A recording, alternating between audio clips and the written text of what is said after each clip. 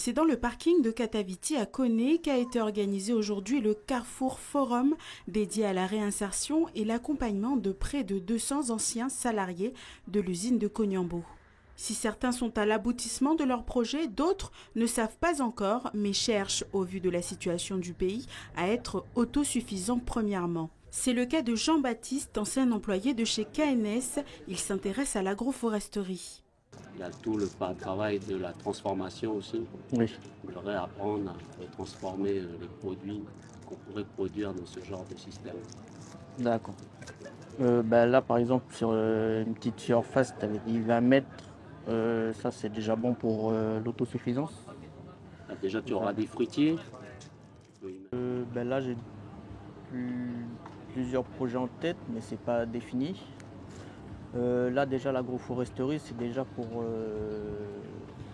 l'autosuffisance. La transformation aussi, c'est intéressant. Là, il m'a parlé des cacao, surtout de la vanille. Après, il y a beaucoup de production de vanille ici et de miel. Après, ça, c'est à voir plus tard. Déjà voir l'agroforesterie, puis on verra par la suite. Depuis août 2024, DCB Formation les appuie dans leur démarche et la construction de leurs projets. Placé sous le thème de l'entrepreneuriat et la résilience, ce forum a pour but de les accompagner et de les informer. On est conscient que la situation actuelle, on a très peu d'offres d'emploi. Du coup, l'entrepreneuriat est une voie. Reprendre ses études aussi en est une autre. Et basé sous le signe de la résilience, parce que je pense qu'à l'échelle générale, on doit en faire preuve déjà de résilience et puis peut-être créer des filières innovées. Voilà, c'est un petit peu l'objectif de cette journée.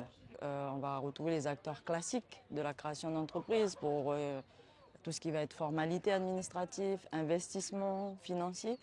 Et on va retrouver des filières telles que la vanille, telles que le biogaz, l'électricité, la soudure.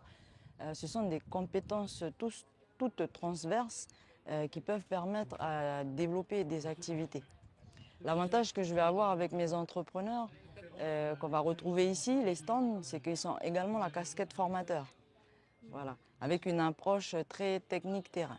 Dans le cadre de cet accompagnement, c'est plus de 70% des accompagnés qui se lancent dans l'entrepreneuriat. Le secteur de l'agriculture et de la pêche sont les deux principales filières dans lesquelles les anciens salariés s'orientent.